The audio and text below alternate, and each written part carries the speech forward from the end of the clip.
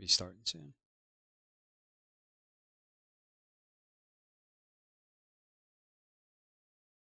There we go. All right, we're going to fight some boredom together.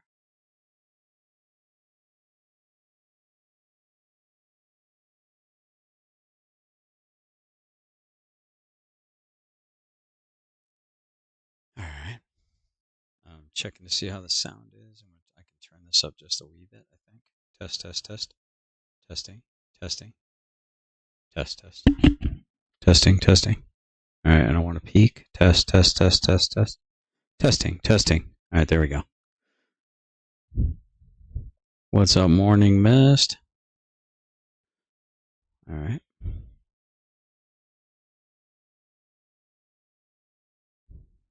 Okay. We're going to be listening to some Fleckus Talks, the podcast. Whilst we ladder climb a little bit.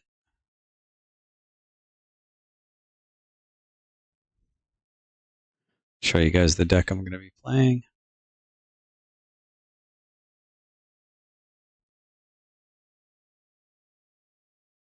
All right, let's go here. YouTube.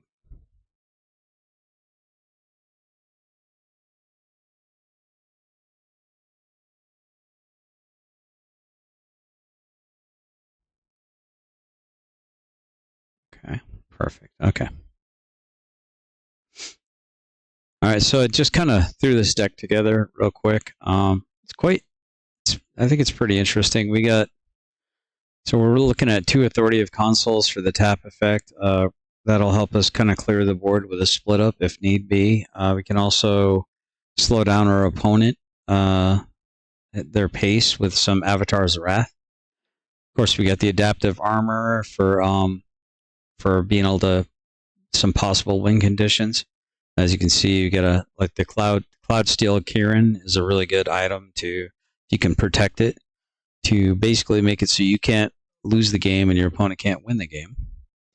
It's got a whole bevy of different artifacts that it can summon, and so it's basically and we're gonna basically try to bounce it with the Airbender Ascension. Excuse me, I got the hiccups. Ascension, and we also have Personify. I may be going with a couple more Personifies or something like that. I might actually, you know what? I might do this. Go down to 2 Ajanis. I got 2 Elspeths in here.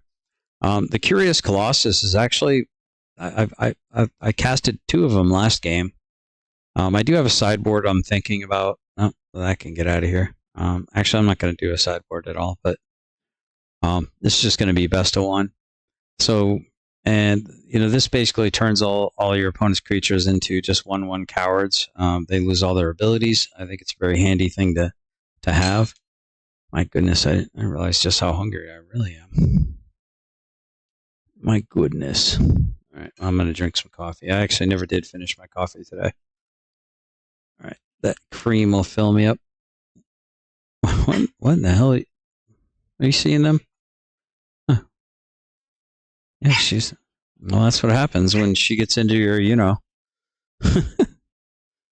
she starts pumping all that testosterone or whatever.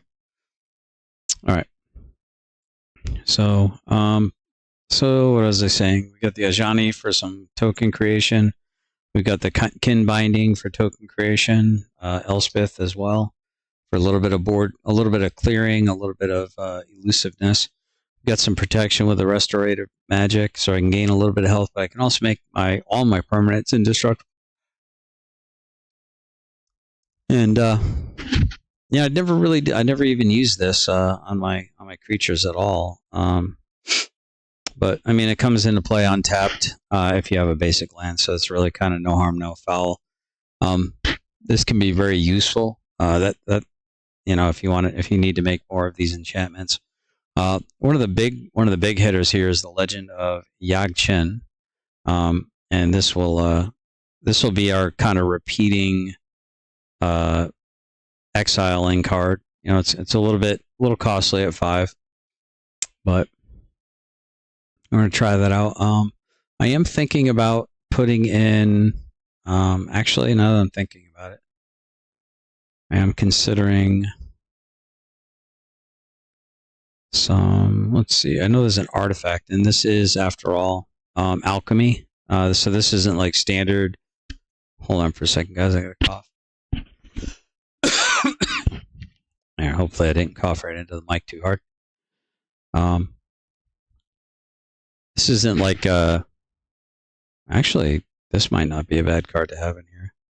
Drop one of those. Drop one of these Curious Colossus. And this card right here actually can help ramp a little bit. And I can bounce it with this as well. So I think I'm gonna go. I'm just gonna go 2 of these Curious Colossus. Let's try this out, guys. Let's try this out. See how this works.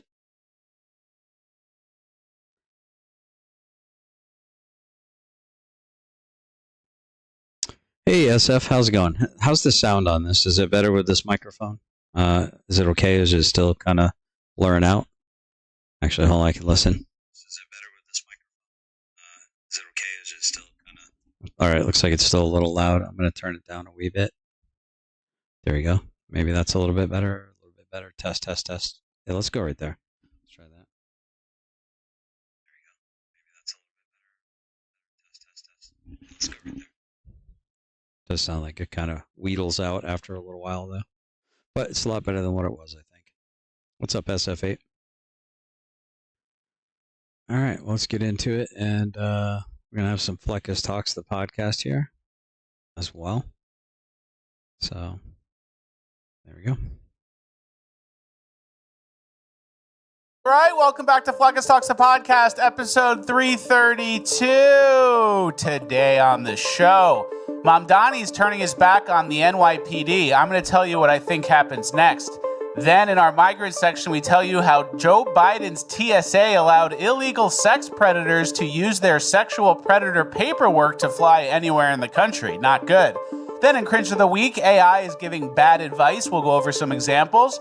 And last but not least, in Urban Decay, we have some light prison sentences for egregious crimes. All this and more is Fleckus Talks, the podcast, episode 332, ranked the best snooze podcast of all time. Because words are just words until action actually starts. And actions speak louder than words, but at the same time, words speak louder than actions because sometimes it's the right thing to do. Very cool. Very cool. Guys, don't forget to hit the like button. Fleckus Talks, the podcast. Don't forget to hit the like button on the way in. And it really does help out the show. Let's get it going. Featuring Richard Rapp.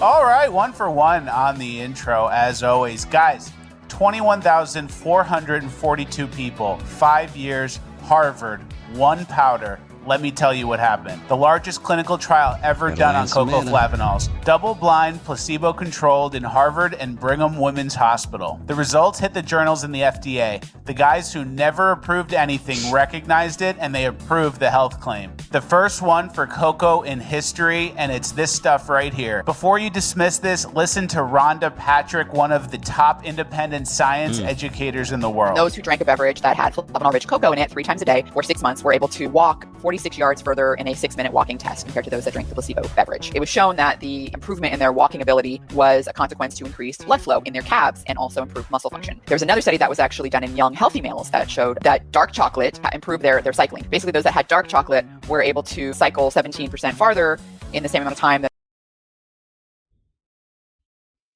Thank you, Black Forest. Love those guys. Happy Friday, everybody. Thank you. How are we feeling? I'm feeling good. I got burned. Yeah? You guys can see that? I got a little bit of sun today, too. I could see it on my face. Really enjoyed it. Wife and I cleaned up the old tarps, took them off because they were pretty weather-torn. Put up a new blue one that gives the girls a lot more coverage out there. And we're gonna, it's gonna be a good thing. Oh, come on, let's not do this with the mana, guys. Why are we doing this? Let's not do this. Let's not do this with the mana. Please. Thank you. A little oil burn from cooking a steak. Let me see it. Ooh, oil burn, multiple marks. That's pretty big. Tallow burn? Tallow burn. Yeah, those are tough, man. And those are ones that you could have easily avoided, too. So you feel dumb after you do it, and now you're left with a speckling of marks all over your forearm. But looks kind of cool. Okay, maybe you like it. Maybe you like getting burned by I oil. liked it. Yeah. All right, how's everyone doing? We do have a little bit of update. We're going to be doing the video version of the podcast on Spotify for as long as Spotify will allow us. We tried a few months back, and we had some copyright issues, and now we're trying again. So if you're watching on Spotify, watch on Spotify. Don't they hammer us with ads, though? They might. I don't know how to fully work that. YouTube's still number one, but if you're desperate and in a pinch, I don't know where you somehow have access to Spotify, but not YouTube.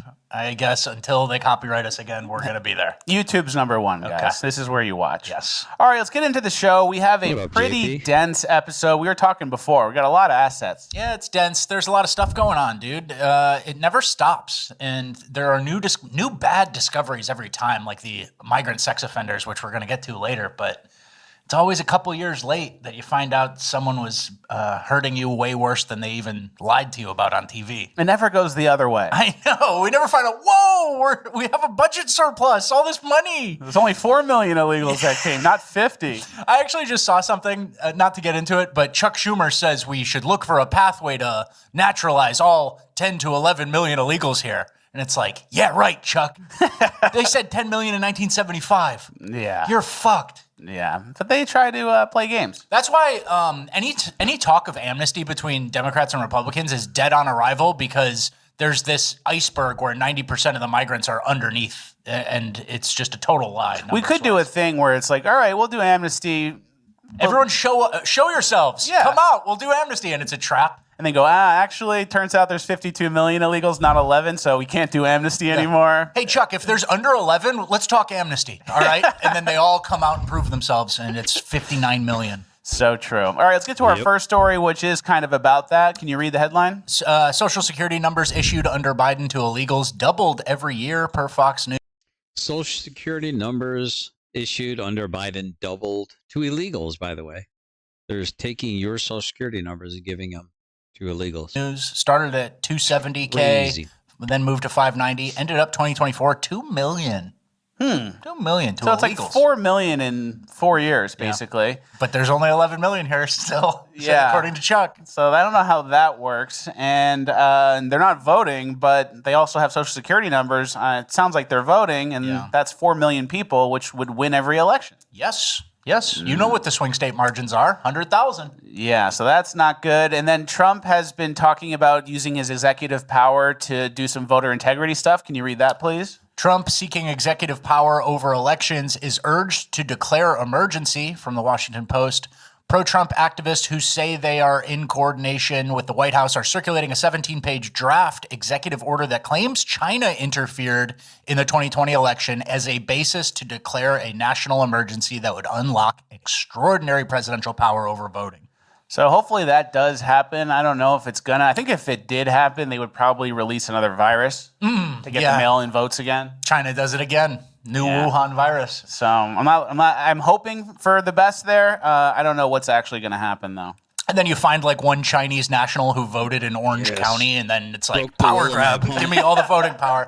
I don't know. I'm looking at Broke the every will. tool we have. Yeah. So the SAVE Act is like looking not great in terms of passing. So if you can grab power from the executive branch, I'm fine with China it. is out. Yeah, me too. And we'll see. That's something we've been talking about for months and years at this point. That's like our number one thing besides getting all the migrants out. Yeah.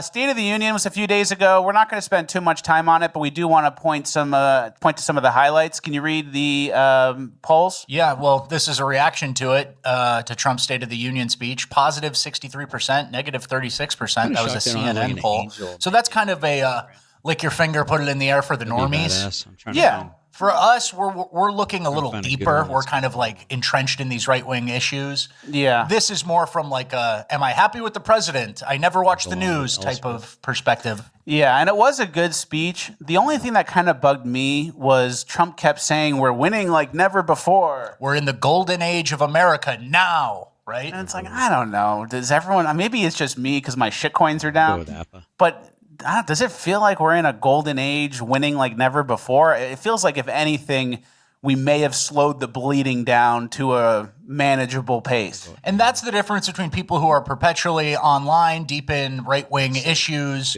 versus the normies, right? Stopping the bleeding is what I'd call it. And Trump has his own ego. Like, he has to say he needs his pomp and to be braggadocious, basically, because part of it is like, it's me. I'm helping. I'm doing it. And for us, it's like, yeah, you stopped the bleeding. And the bleeding can pick up in 3 more years like that. So I guess the issue for us was it's more reactive or stopping. Like, yes, the border got locked down, but all the people are still here. You know, there's like that second leg of it.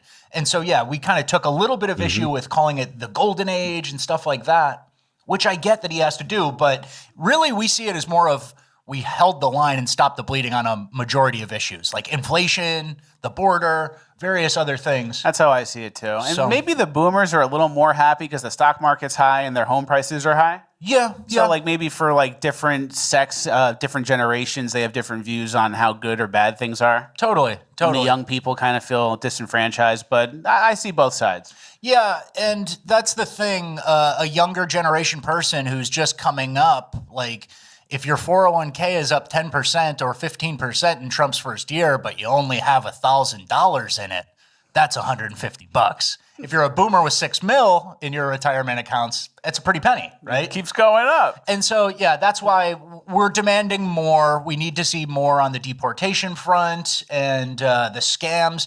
Like, we're still in that GOP era where it's like, legal immigration's good, illegal. So, JP, Magic reset today. So if you had whatever your record was, you get free packs based on that. So you may want to go, if you haven't logged in, you may want to log in and get your free packs out of it, and then try to rank up. Because I get bumped down to gold from platinum or diamond or whatever I was. It'll reset you to gold 4 usually. Might go back further depending on how high you were ranked or how high you were not ranked. I probably should have re-rolled this. Should have mulliganed this probably. Yeah, this might be ugly. I don't know, we'll see. All right, my turn. Okay, there we go. At least we're getting mana, so that's good. That's not nothing. Console of Authority would be amazing right now, though. Goes bad. And then we're like sitting over here like Frisco, Texas looks like Mumbai. The Costco there is fucking crazy, guys. Yeah. So that doesn't feel like the golden age to me. If you're living in Frisco, Texas, and you're not Indian, it's not the golden age, right? Look around. Yeah. So we had a little problem with that, but it is true, like, that we have stopped the bleeding. And if if Kamala Harris was in, we'd be in like a really, really bad spot. So it's I good that should've we waited. saved the day, but there's the night left, you know? That's a great point. And there were others. There were some other stats worth mentioning. The murder rate is down. Yeah, and we've talked about this on the show. In his State of the Union, Trump said last year the murder rate saw its single should've- largest decline in recorded. I should have waited till I could protect it with the restoration magic. That was silly of me. He's probably going to remove it right now. Yeah. Oh, I couldn't have done nothing about that. I was gone either way. Oh, well. history, the biggest decline, the lowest number in 125 years. A CBS News fact check determined that is true. Well, good news. The good news with that giant is it cost. Actually, let me turn the sound down now that we're playing a video in the background. There we go. I was competing a little too much, I reckon. Yeah, let's get rid of that. I got a feeling he has an unholy annex, so we're just gonna go ahead and get rid of that right now. Lay down, buddy. That's rare. Yeah, I know. They probably tried Fact checkers. whatever they could to make that not be true. And isn't that funny? Fact checkers, that whole era of fact checkers. It's like It used to be unbelievable. scary back in the day. You get fact checked on your Instagram post about COVID. The and fact now check- your channel's nuked. Yeah, the fact check was the predicate to ban you, and that's Yeah. the whole point. And then they were wrong about everything, and I was right. Yeah. Then we sued them. Yes. And then we have another good stat we wanted to highlight about fentanyl deaths. Yeah, not only have murder rates declined, fentanyl deaths have also dropped massively. Looks like securing the border and cutting the flow of illegals into America worked. And then you could see the point on the chart where Donald Trump takes over, and then we fall back down. Straight line down. Looks good. Yeah. And then after the State of the Union, a lot of Democrats were giving their rebuttals. These women had a podcast where they talked about their reaction. I was there, and it was as horrific as I thought it would be. Did you leave early? Absolutely. It was like an award show. You get a medal. You get a medal. You get a medal. That's literally, Mo just said, you get a car, you get a car. Y'all are on the same page. Are you making fun of the 100-year-old World War II pilot? I think these 5 black women are on a Zoom call making fun of veterans. And I think people get detached from what the government is. Like, what percent of our budget is defense? And then, like, basically one of the main roles of our federal government is the military. So you'd expect an outsized amount of time spent on honoring and talking about and dealing with the military. These people think, I don't know, they got used to talking about illegals and trans kids and stuff, way out of the purview of the federal government in my mind. And so seeing people celebrate the military and, decorated heroes is very foreign to them. It's confusing. Yeah, I didn't know what he was talking about. Everyone keeps getting medals. So, yeah, that was pretty interesting. And then to wrap up this segment, the thing I thought was really good, and we talked about this yesterday, there are a lot of like internet first stories that made its way all the way to the top and then were acknowledged in the State of the Union, like Nick Shirley's Somali fraud, the illegals getting CDLs, the corporate home buying, some trans stuff. These were a lot of stories that really got moving online and then got to the attention of the president, which I thought was kind of cool sign of the times. Yeah, never stop posting. Never stop trying to do individual journalism or like small-time investigative reporting, because the internet, if you get enough and you get into the algorithms, it can lead our policy. And that's a really good sign, for our participation in this democracy we got. Yeah. All right, let's get to our next story. This is what we mentioned in the intro. There was a snowball fight against the NYPD a few days ago that's getting a lot of attention. Here's what the snowball fight looked like.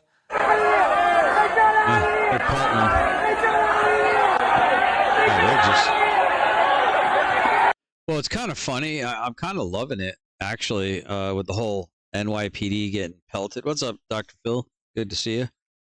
I'm kind of liking this because, they basically got rid of all of the patriotic, doing it for the right reasons police, and they basically turned New York police officers into woke ass freaking just disgusting woke people. And see, each creature loses all their abilities to in turn destroy those creatures. Okay, let's do that. Or no, cancel. Let's do that.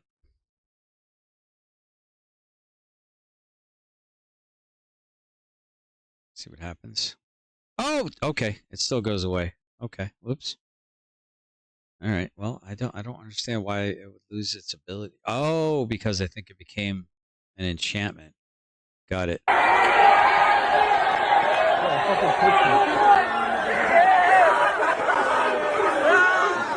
So it's not much of a fight. It's just a bunch of people throwing snowballs at NYPD officers, and then 2 of them were injured. Yeah. Ethnic minorities, specifically. Teenage ethnic minorities pelting cops with snowballs. In the streets. And ice balls, too. Ice balls, key. And then Mamdani was asked about it, and then here's what he said. I've said that what I saw was a snowball fight. It should be treated accordingly. It was one that got out of hand, but that's what it was. Thank you. Yeah, Mr. Mayor. Yeah. Thank you. Yeah. So, Mr. Mayor, are you willing to revise your statement regarding the snowball fight, given that this was not exactly a friendly back-and-forth snowball fight, that the police that were there were not throwing any snowballs. They were getting pelted themselves. They were and number not 2, throwing. have you...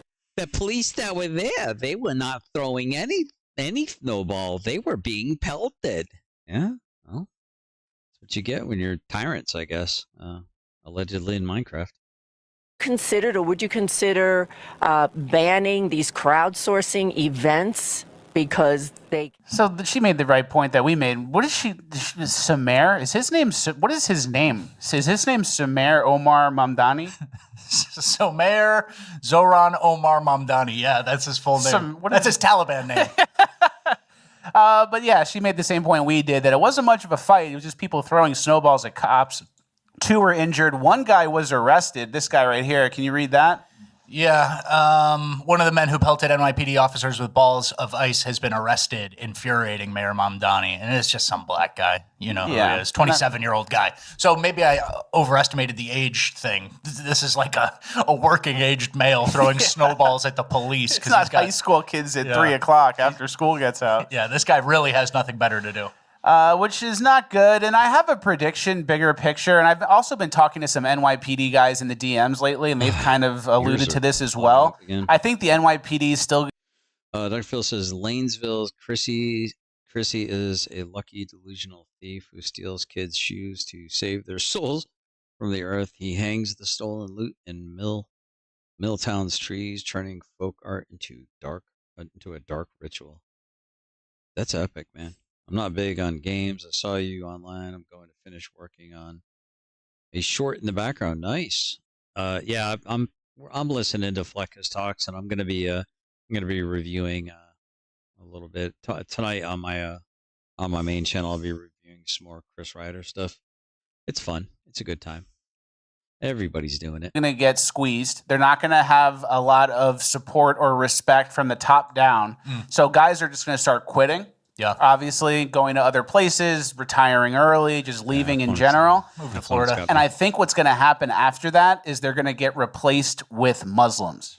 That's fair. That's extremely fair. An NYPD guy told me that first, and I was like, oh, this rings really true.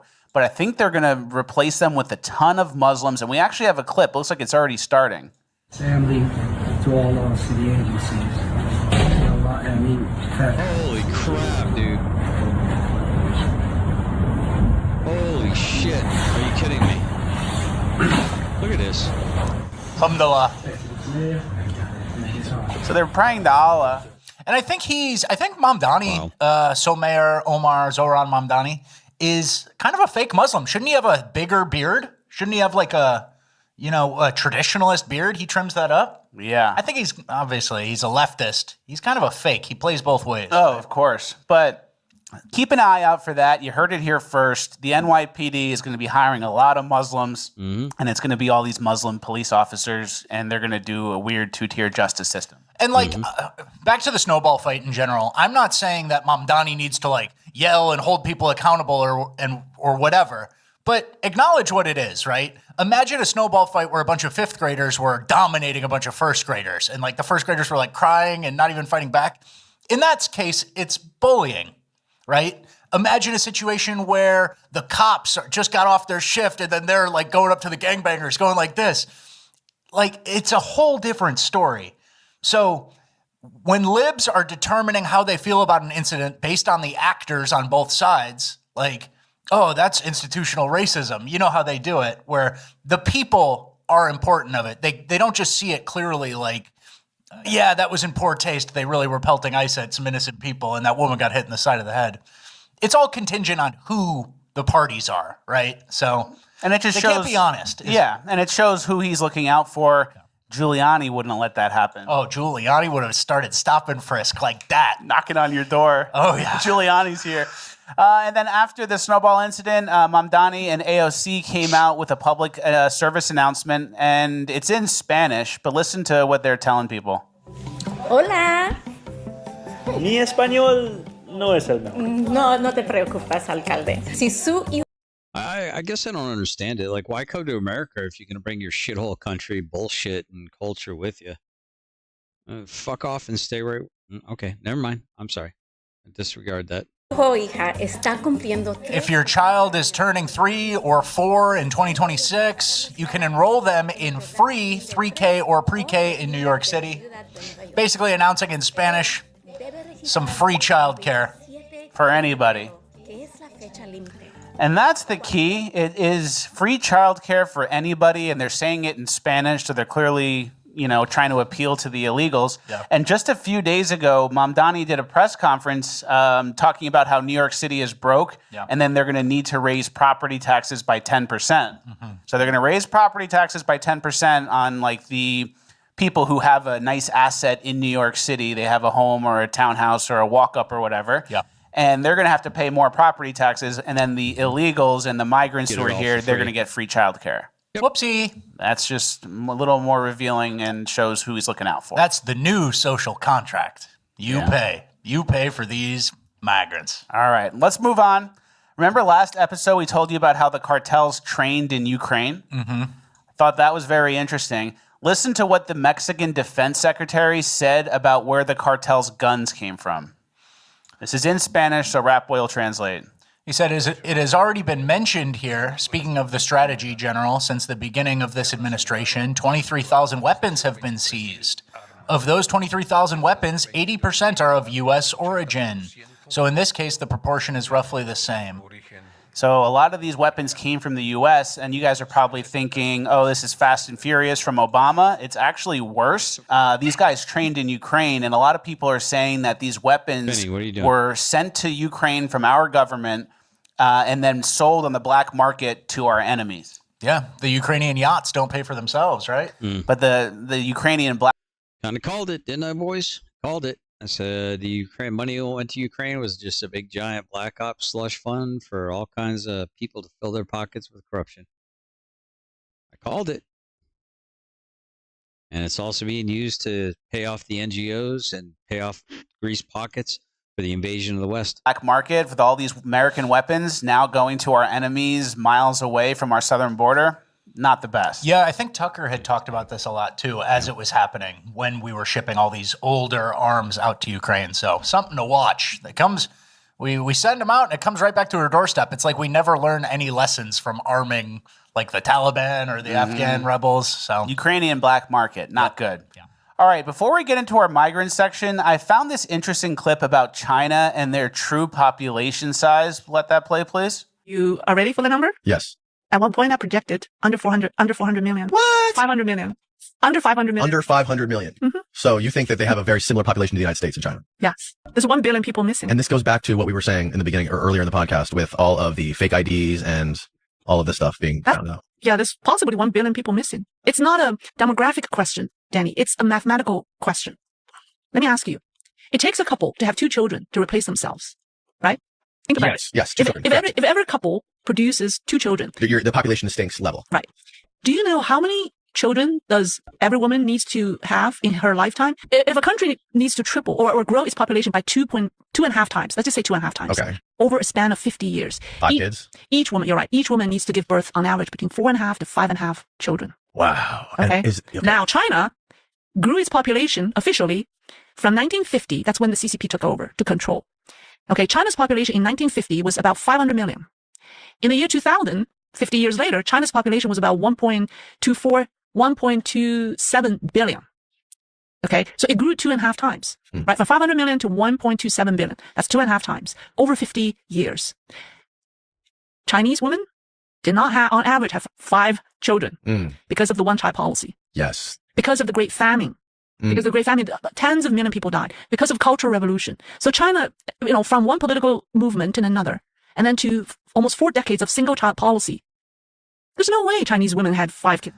That's very interesting. Yeah. And you guys remember growing up, I'm sure, when China had like the one-child policy. They were getting rid of girls. They only wanted boys. Yeah. And for a long time, they did that. They definitely weren't having 4 to 5 kids each.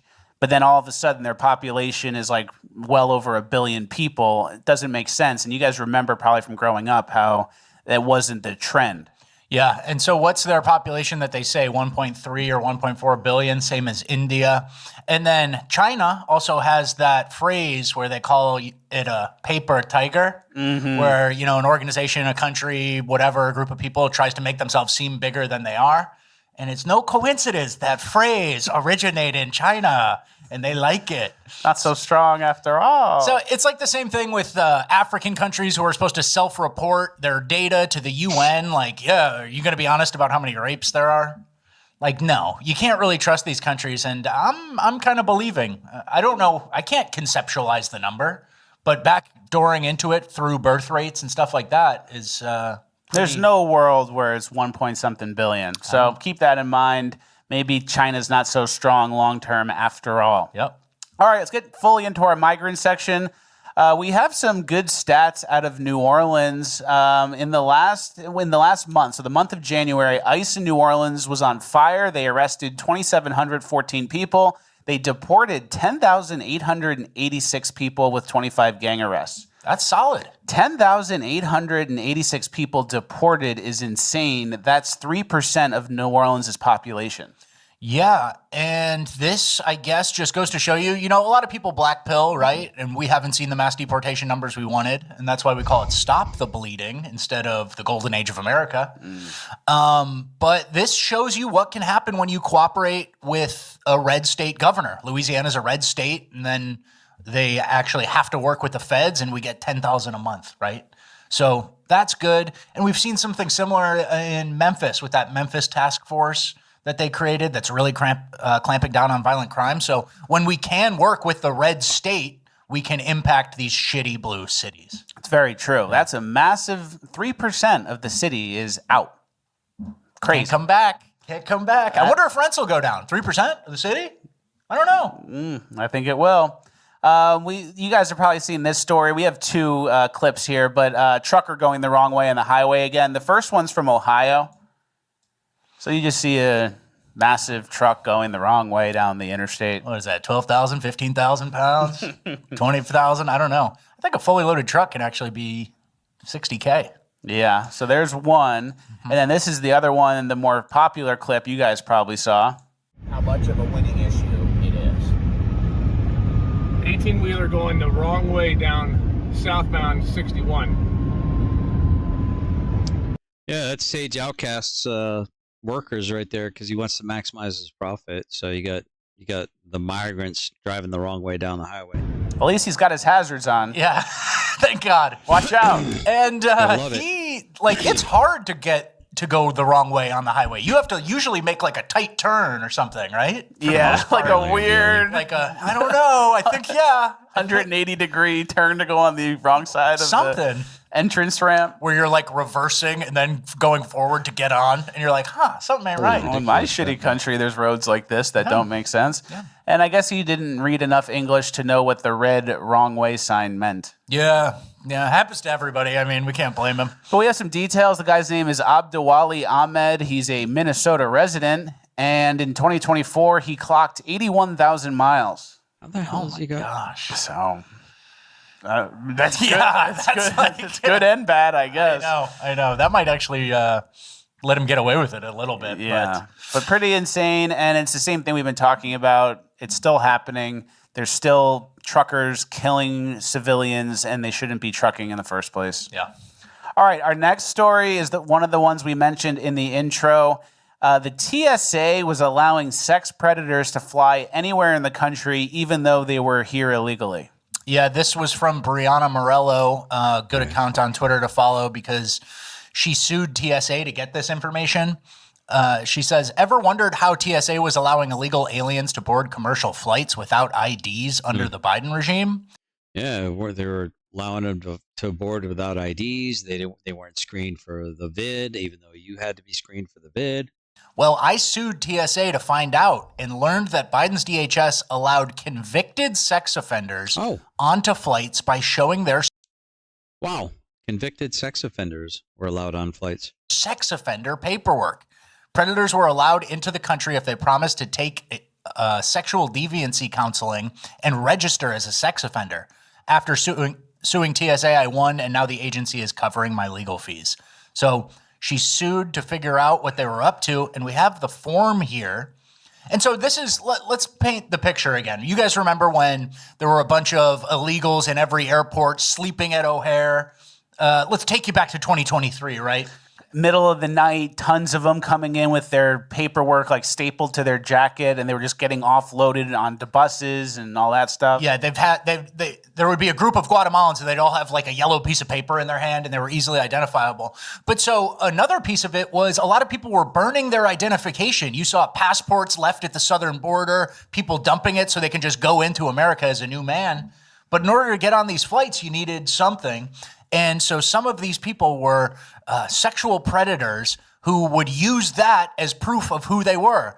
And it's like, I got my ID, I got my passport, and my sexual predator paperwork. Will you take that? That'll work. And the Biden administration said yes.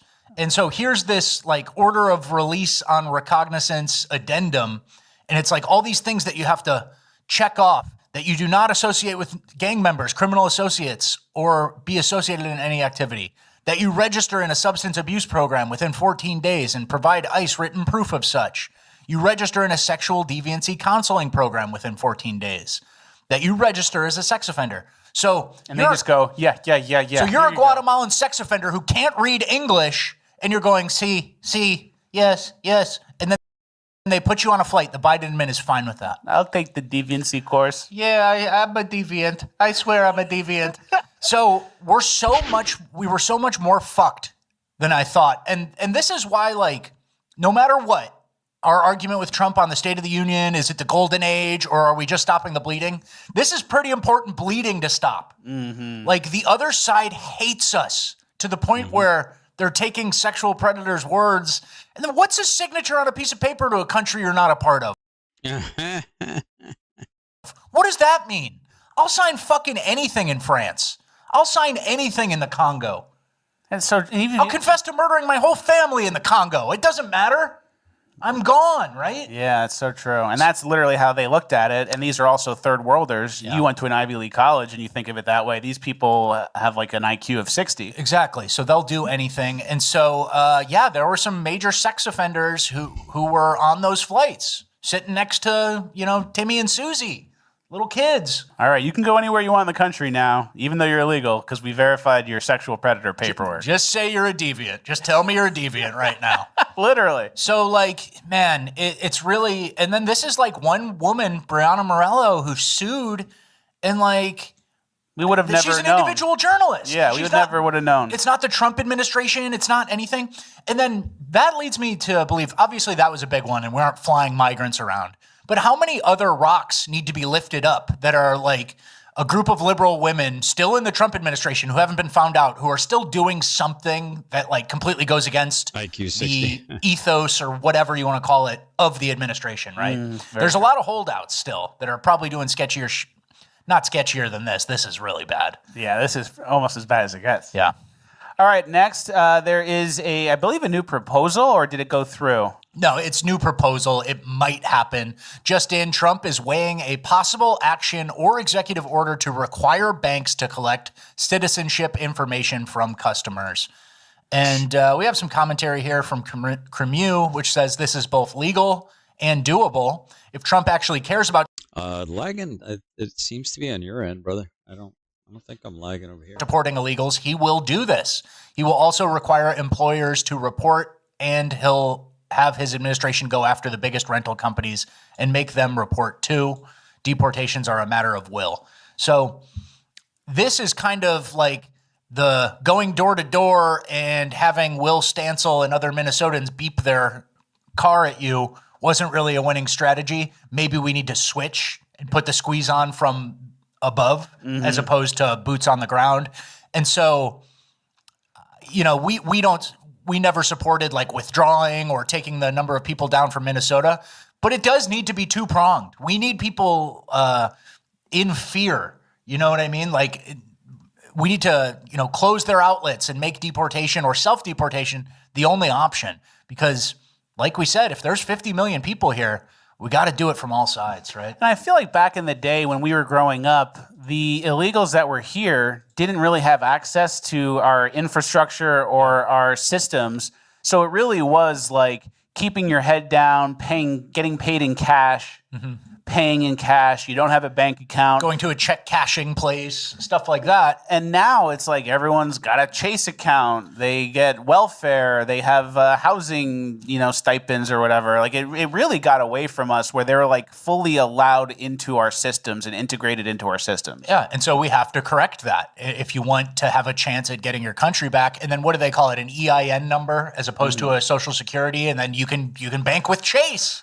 Yep. And the banks, they'll take the money. They want more money. That's how it goes, right? Everyone's incentivized to turn the other cheek or look away. And we need to do something from the top down, as opposed to just like a guy knocking on your door with two of his buddies in an ice face mask and snatching you up, right? Very true.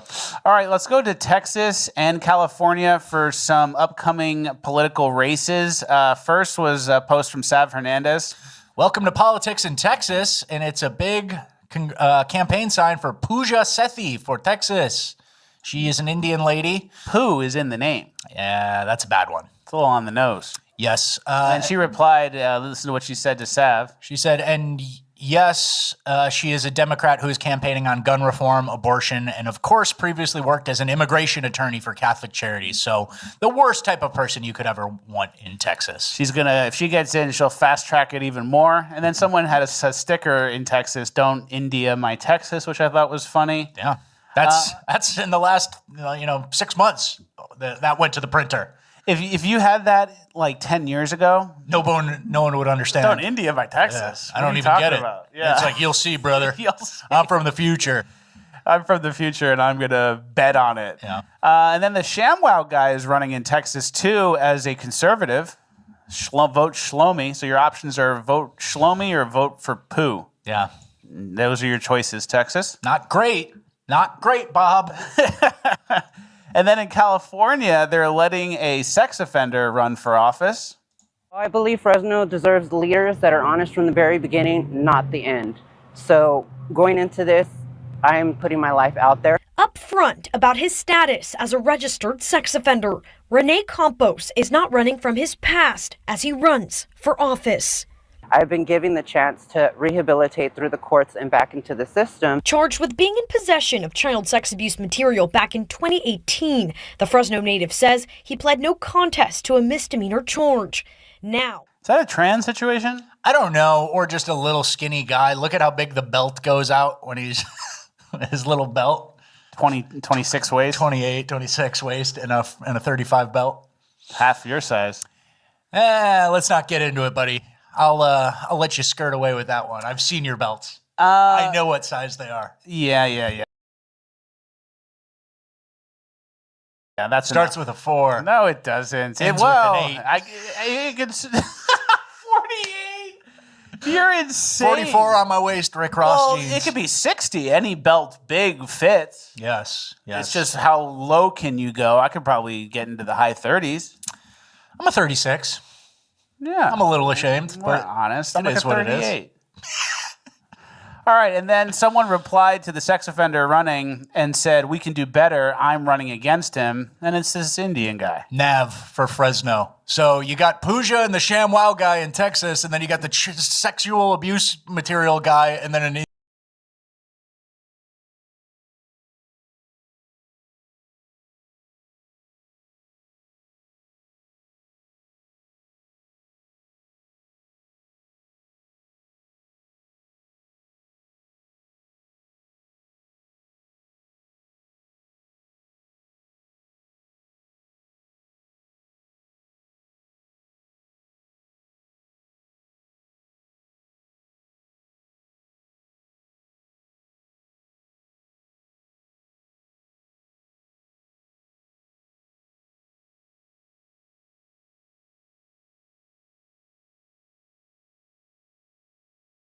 Indian turban wearer. What the fuck, guys? Something bad happened. Something bad already happened to this country. Golden age, baby. Yeah. Does it feel like a golden age? Not yet. Yeah. I feel like the golden age comment he made, that would be like when we're like older. Like when I'm like 50, I would go, "Oh, we're finally in the golden age that like Trump set the groundwork out for." Like it would take like 20 years. After 2 presidents and 8 and 12 years of pure Republican.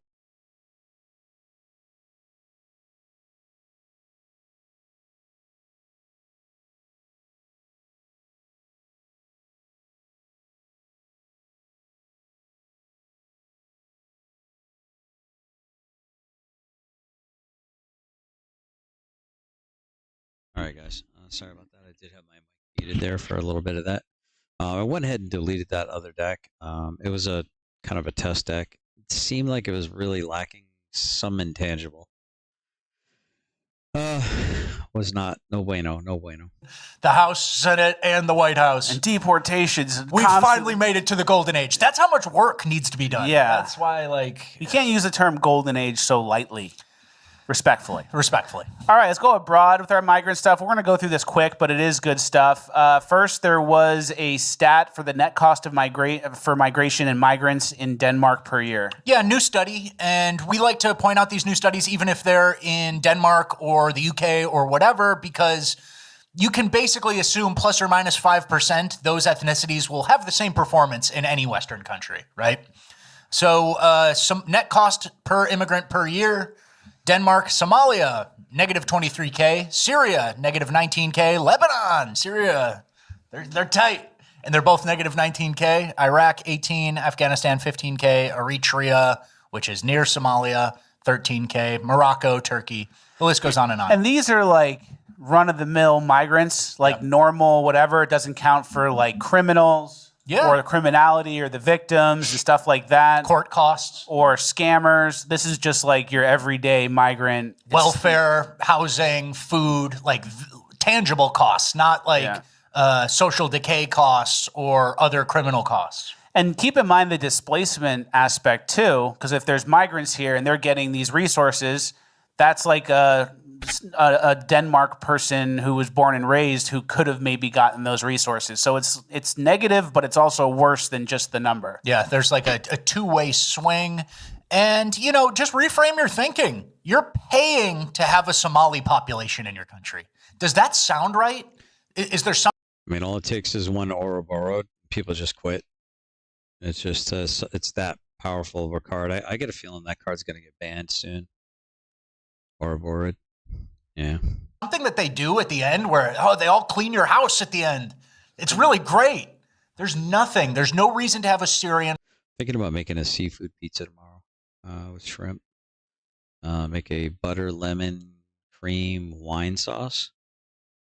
So like a white sauce with shrimp and lots of mozzarella cheese on it. I think that would be good. Lots of garlic. So garlic, wine, butter, heavy cream, sauce. I said wine, right? Yeah, I said wine. Can't forget the wine. Population, and you're paying for it. So we need to reframe our thinking. It's not just like, hey, everyone's equal. Everyone can have a life. No, we're quite literally paying for these people to be here. And what? Scam our shit in Minneapolis? Scam our autism money? So true. And then there's so many generations that went into these Western countries to make them great. And then the people who did that, who fought in World War II, World War I, the Civil War, the Revolutionary War, their great-great-great-great-great-great-grandson is just some F-slur who's like, well, anyone could come here. Yeah. It's pathetic. Yeah. There is some good news. That's interesting that you say that, because there's like a war, a piece of like a just war. We're fighting for your destiny. He's so mad at you. It's only justified as long as your ancestors are keeping up the act. Yeah. Daddy like loves you. Your ancestors can negate Daddy the hard loves work you. and sacrifice that you made just by being a libtard pussy.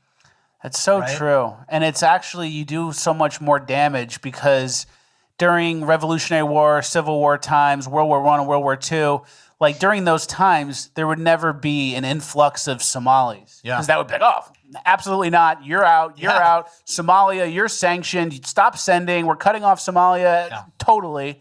It never would happen, obviously. Mm-hmm. But now, like, we're doing these things that, like, those men would have gone to war for. Like, you bring in a bunch of Haitians and open the border to 20 million people in 4 years. That would be, like, war. And then, like, look at the UK, the number of rapes that are happening there. That's like wartime numbers. That's like after the fall of Berlin numbers. Yeah. You know? Very true. BBC is actually posting, for the first time I've noticed, perpetrator photos after a recent firebomb attack. Yeah, a mother was set on fire in her own house, burned over 65% of her body, had to jump out an upstairs window to escape, broke her pelvis, and her daughter was burned 15%. They showed the photos, but they still didn't list the race. Yeah, and it's Haris Mahmoud, Shakil Uddin, Riyad Really? Iqbal, There you go. Tayeb Majid. You guys know. You know what they look like. Fleckus evil cousins. Yeah, it's true. Yeah. Fleckus evil cousins. And then we have a anarcho-tyranny section kind of here. This Mini is one. a little mini one. This story is about a farmer who detained men who were illegally on his property stealing, and look what happened. An English farmer independently detained 2 men who were stealing on his land. He tied guess them he to got his put in quad bike prison. and took them to the nearest police station. The British police arrested the farmer himself, charging him with unlawful imprisonment and assault. So he gets arrested crazy. for that. Can't do a citizen's arrest in England. Hey, you got your citizen's arrest license, mate? Yeah. That's the English way. And it's going to get dark, too, because an old farmer like that, is he going to let the people steal? Or is next time he just going to do vigilante justice and shoot the people and go, well, if I go to Just jail bury for him. this, I'm paying my dues. It's the right thing to do. I think you're going to see more of that, unfortunately. Yeah, totally. And then we have an example here. This was after a footy match. Football, yeah, footy. Good word. Footy. And some guy says something to the other team, and look what happens to him. You know me. Chelsea fan. Wait, no, Yidami's their team. Can you nick him, man? Yidami's used the word Yidami, which is legal, so let's give public order. Let's get him out. What? I thought it was a... Come over here. What? I thought that was a... No. Mate, that's an offence. Come on, mate. So he's getting arrested for that. The grooming gangs are ignored. Yeah. They arrest this guy. He used the word Yid Army. Can you arrest him? What the fuck happened, guys? England used to, control like 30% of the world. Now they're arresting this guy for like a soccer chirp. So, and then they're not arresting like the worst people who are doing like crimes against children and horrible violence. So it's ugly. Yeah, and I would take offense if someone said it's the golden age of the UK too, even if they just got into power, right? Yeah. There's a lot that needs to be undone before a golden age comes. And you guys know us, we are fair, so we're going to show both sides. There are good things about migrant cultures. This is a clip from India I thought was good.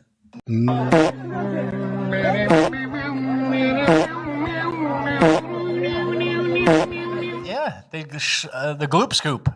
It's called the Gloop Scoop. And now here's the thing, and this might be an unpopular opinion. If that's butter chicken, yeah, I see both sides. That's fine. Dude, and that's the thing. I know you're doing a joke with just liking butter chicken, but like I have no problem with Indians in India. I have no problem with Somalis in Somalia.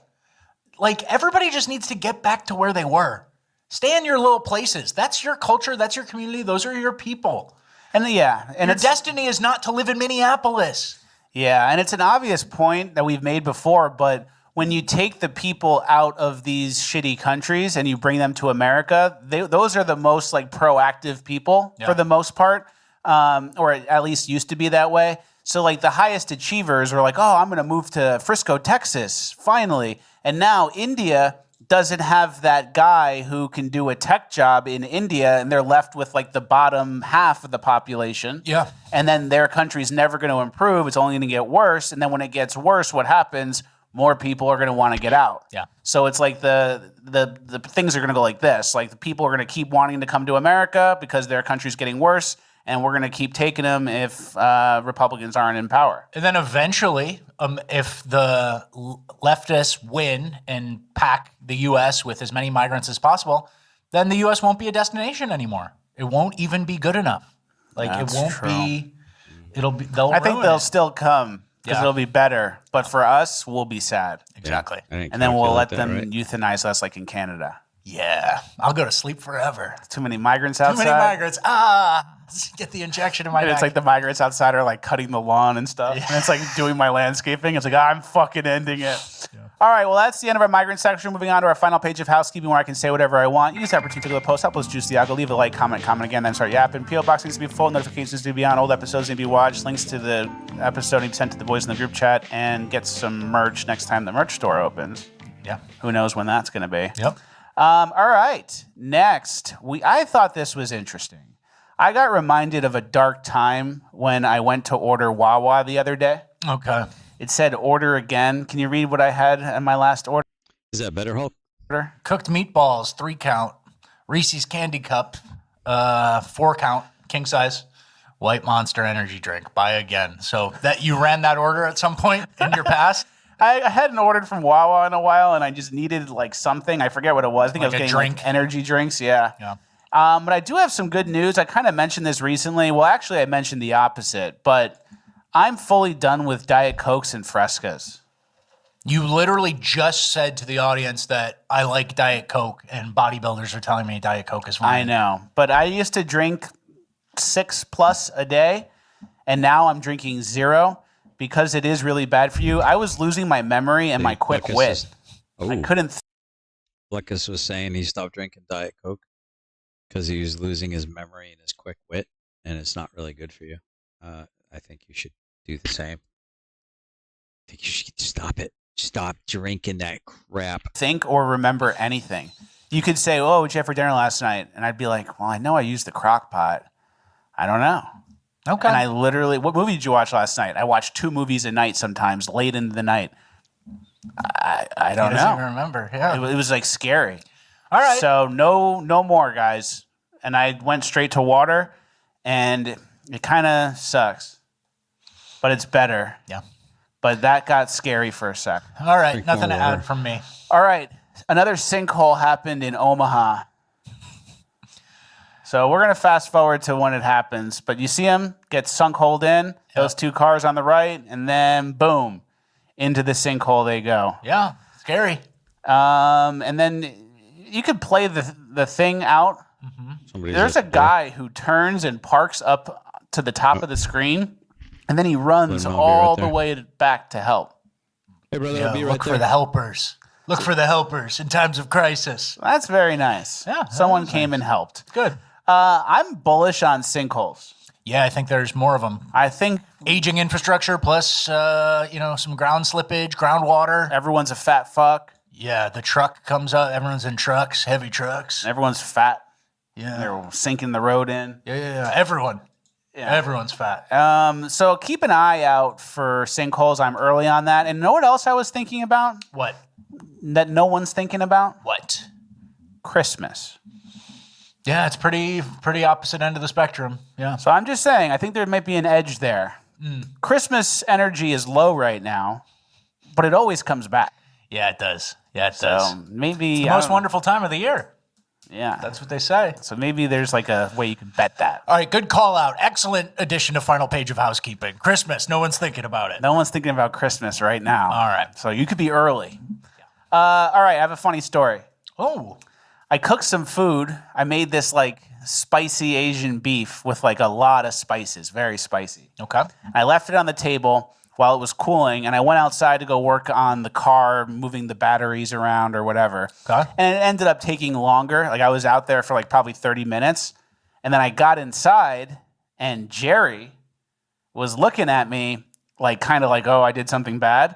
He didn't eat the food, but he was like licking his lips, like trying to get like whatever's on his mouth off of him because he licked the spicy food.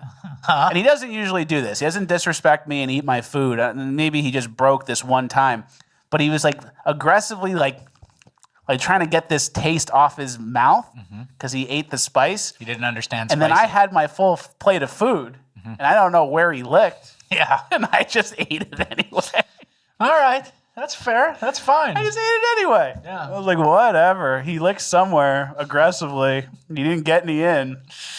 All right, we're going to get into a deep... I just caught your notes here, and it says, you want to know what nobody's talking about? And then RRB says, what? He's got it scripted. Then I say, what? And then he says, Christmas. I knew what you'd say. Oh. It's true. All right. I knew he'd say what. Keep it moving. We didn't have to prepare that. All right, the deep state is attacking us. We have a whole segment about it coming up right now. Can you start off with that? Declassified CIA files reveal chilling blueprint to manipulate Americans' minds through covert drugging with vaccines. Okay, that's interesting. We all knew that. And it's happening with screens too. But we'll actually read this context and then we'll get to the screens. The tweet. The tweet, not just vaccines, but food and water, substances placed in food, water, and soda, alcohol, cigarettes to slowly induce anxiety, hopelessness, tension, and depression over time. Conspiracy theory is correct. This is on page 1. So can you read the highlighted? This second type of drug should be one that could be administered over a considerable period of time, possibly being placed in food or water, and would either have an agitating effect, producing anxiety, nervousness, tension, etc., or a depressing effect, creating a feeling of despondency, hopelessness, lethargy, etc.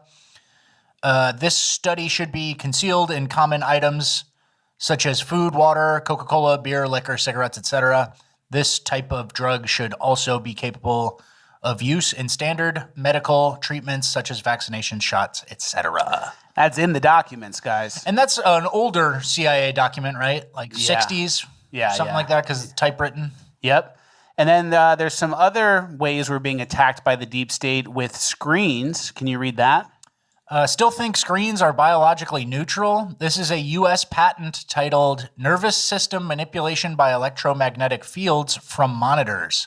Let that sink in. This isn't fringe. This is a documented recognition that electromagnetic fields and pulse signals from screens.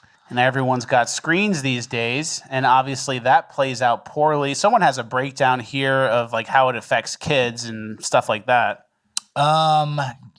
Can interact with human physiology. Now zoom out. We have children on tablets for hours, blue light exposure from sunrise to midnight, Wi-Fi saturation in homes and schools, pulsed frequencies surrounding developing nervous systems, and we're shocked at ADHD, anxiety, sleeping disorders, aggression, dopamine dysregulation. So there's a lot of things in place that kind of just rattle our nervous system and our biological functions to make us less of real N-words. Yeah, totally. And then this guy... And the CIA document, like, I get it that it's conspiracy theories proven right, but there also is the angle of, like, yeah, we were trying to do this to Panama or something, you know? Like, no. Yeah. I'm correct. I mean, it can be used on us, but, like, this is like, let's do it to Cambodia. Let's make them anxious. So there isn't, like, a next leg. It was made maybe with, like, the intention to be used externally, like the CIA in general. And that can be hijacked, yes. And that probably got hijacked by bad deep state guys and was used against us. Yes. So I'm on the same page. It was probably made under good intentions of like, oh, this is national security. We'll use this on our enemies. But then they turned it domestically. This guy has a good point about electronics and how it affects you as well. That is a weapon being used to control your brain. Example. You're in your house. You're sitting, it's quiet, there's nobody in your house. And then the power goes out. And all of a sudden you realize, wow, it's really quiet now. And then the power goes on, and then you hear for the first time that low-level hum of all the different devices in your house that's been in the background the entire time. That is a weapon being used to control your brain, to put you in a state of submissiveness where you will do what I tell you to do. This is a technique that's being used and has been used and is incredibly effective. Why? Because you never see it coming. It's very interesting. Yeah. And I don't really know what he means by that. Just there's a natural hum. I actually brought this up like 200 episodes ago. I remember. The lights were flickering, and it was humming my brain. But I don't know where the "then we control you" from that comes. I think it just makes you unsettled and kind of maybe in a fight or flight mode, and then the rest of your body doesn't operate as efficiently as it should, and then you're weaker, and then when you're weaker long term, you're more controllable. Yeah. I think it's probably something like that. Yeah. None of this shit affects me. That's Chad. I'm on some built different shit. Chad. So nothing, yeah. So this is for you guys. I'm doing this selflessly. Yeah, and it doesn't affect me that much. Okay, cool. But a little bit. This is for you guys then. This is for you guys, normies. So that's interesting. This next piece is very interesting. It's my favorite part of this segment. Some headphones are making you guys gay. Dutch scientists, your headphones are making you gay. A lab in the Netherlands performed tests on numerous headphones and found them to possess endocrine-disrupting chemicals which mimic hormones that can cause neurodevelopmental problems and the feminization of males. Leading products from Bose, Panasonic, Samsung, and some Sennheiser headphones and other companies are now being pulled off the shelves. Notable on the list of headphones possessing dangerous levels of these chemicals are gaming headphones from Razer, Daily use, especially during exercise when heat and sweat are present, accelerates this migration directly to the skin. Bisphenol A, BPA, easy to enter your body through skin when you wear the headphones for long or when you sweat while having them on. Even small quantities can weaken your immune system and cause fertility issues and allergic rashes. And before you say anything, these are kind of more the over-the-ear headphones with that like padding that goes around. I think AirPods are excluded from this. Yeah, AirPods are BPA free, but your brain does get boiled from the Bluetooth, so they'll just make you retarded. These headphones make you gay and retarded. Yes, and I have some of the Sennheiser over-the-ear ones. I used to have Sennheisers, yeah. And I used to sweat on the airplane, and I remember it, and like it would make my ears wet. And then you started sucking the guy next to you? Then I went. It happened like that. So it's pretty scary stuff, and this is another example of like chemicals in your daily use items, and you're working out at the gym, and you feel like, oh, I'm improving myself, but then you working out, you want to improve? We're going to make you a girl. Yeah, and if you're a high testosterone guy, like doing headphones, you'll be fine. But then you start doing headphones, and then you touch the receipt at Walmart, and then there's 7 other things that are also trying to get you. Then it probably makes an impact. These things add up the more they aggregate, you know? You sweat with the BPA chemicals, you touch the receipt, you clean your counters with the Clorox stuff that nukes everything. All of a sudden you're on Grindr with your distance range set to 400 yards and you're swiping everybody looking for a date. You know? It gets crazy Looking really around quick. To get sucked. Yeah. Not good. All right, let's get, we can leave this for bonus land. Sure. I thought this was interesting. We'll talk about homeschooling and bonus land. Sure. And then our last clips here on the show. First, this lady is a little conspiracy minded like we are, but maybe a little more. There he is again. There he is again. Yep. There he is again. There he is again, flying over me. There's my husband right there. Oh, yep. That's cool. I can feel it. Oh. That's what I think, at least. Is he taking videos too? Is this happening? Oh. Is this is happening? This is really happening. Oh my God. Yay. There's the sun. There's the moon. So at first, it's like, you think it's a Schizo. woman who's like, oh, my husband's flying over. And it's like, oh, maybe he is. Maybe he's a pilot, or maybe he's got a hobby. And then you flip the camera, not so much. Yella. It gets yella. Not good. Yeah. Pretty schizo. All right, our last clip of the final page of housekeeping is not necessarily a Christian-based idea. This is about reincarnation. So I'm just putting that out there. This does not change my faith in anything, but I thought it was an interesting thing. You guys know that when you die, you're told that you'll see a light. Yeah. Like, oh, you see the light, go into the light. Apparently, that's bad advice.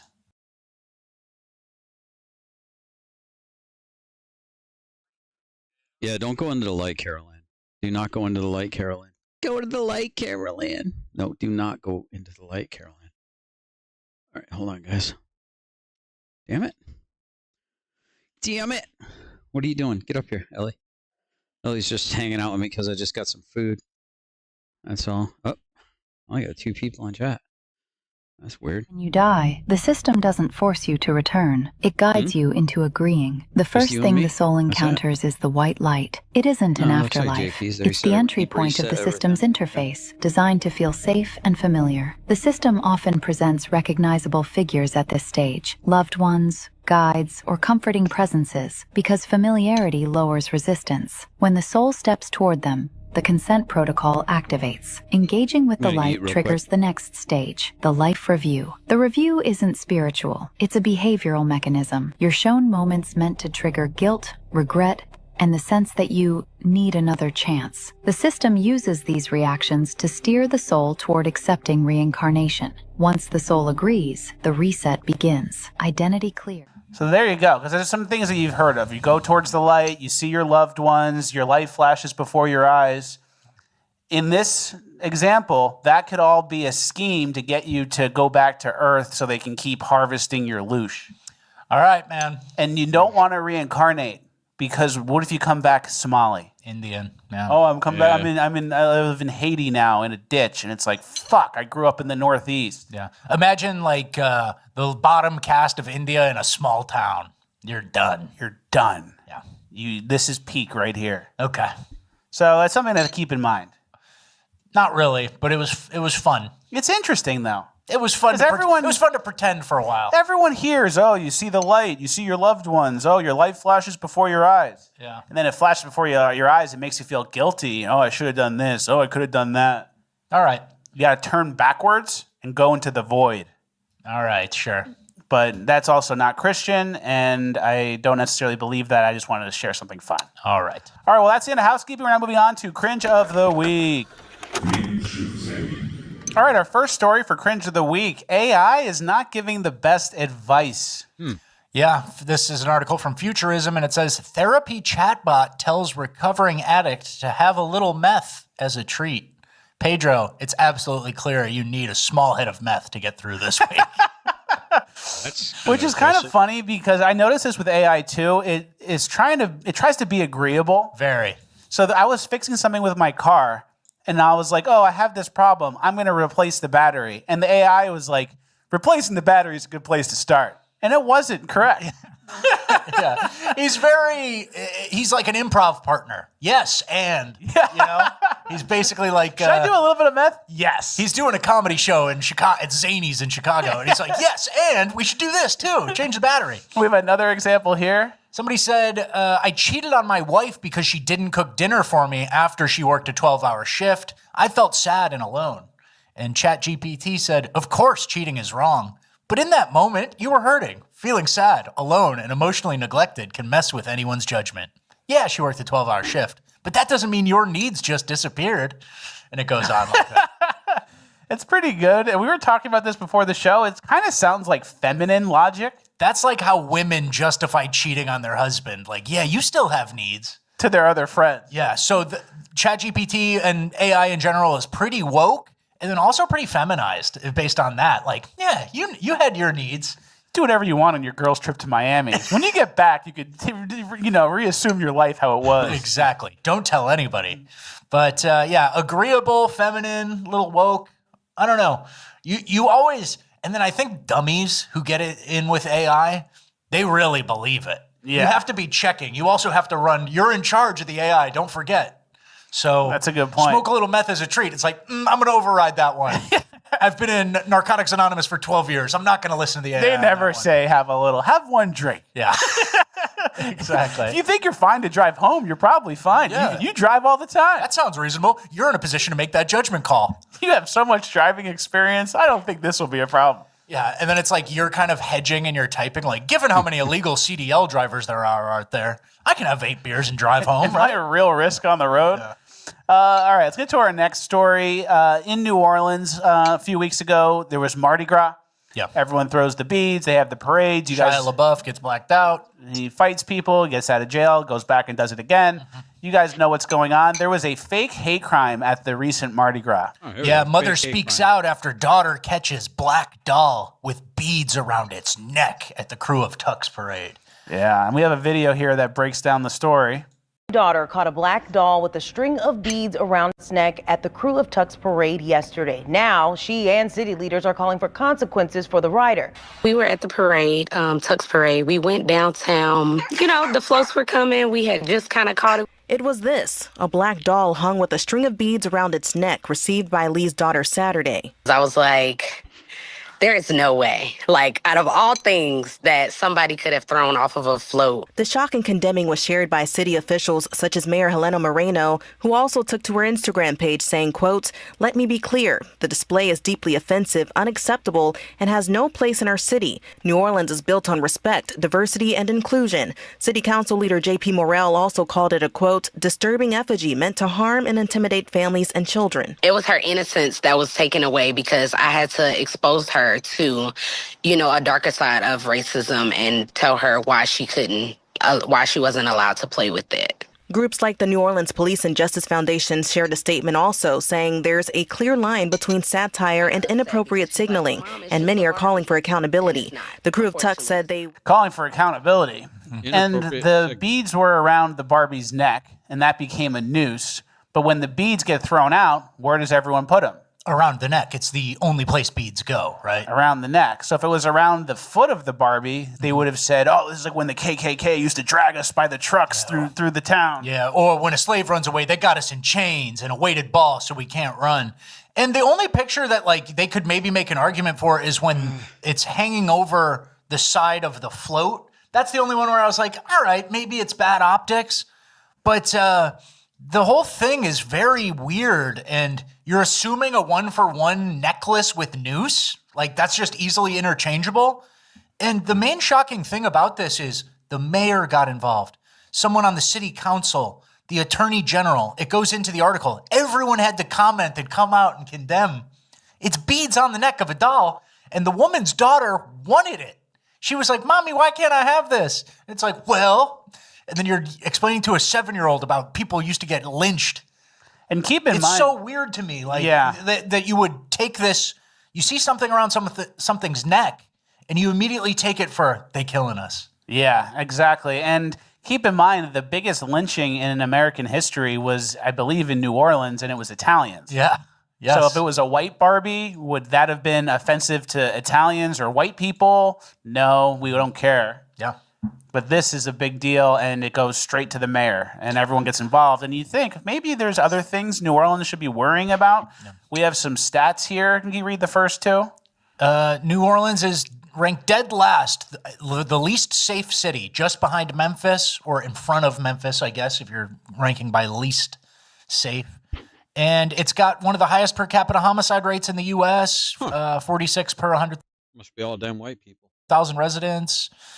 It's just a horrible city, and then the mayor gets involved in a beads around a Barbie doll thing. This is what's important. Yeah. This is what you have to rile up the troops for. And keep in mind... And then you get airtime. The news picks it up. Everybody does it. Everyone goes crazy. Everyone has a comment. Yeah.